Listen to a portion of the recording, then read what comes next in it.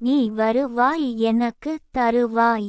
நீ ஏதாவது எனக்கு தகவல் சொல்வாய் என்று நான் காத்திருக்க, நீயோ எதையுமே கண்டு கொள்ளாமல் தினமும் வேலைக்கு சென்று வருகிறாய், சாப்பிட்டு விட்டு உறங்கி விடுகிறாய் என்று தான் என்னிடம் பேசி, நான் எதிர்பார்க்கும் அந்த பதில் கிடைக்கும் என நான் மிகவும் ஆவலுடன் எதிர்பார்த்து தினமும் காத்து கொண்டே இருக்கிறேன் உனக்காக.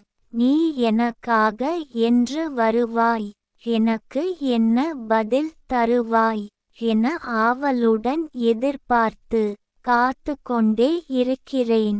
கவிஞர் ந. முருகேசன், ஓசூர். கவிதையை படியுங்கள், பாருங்கள். மறக்காமல் லைக், ஷேர், கமெண்ட் மற்றும் சப்ஸ்கிரைப் பண்ணுங்க.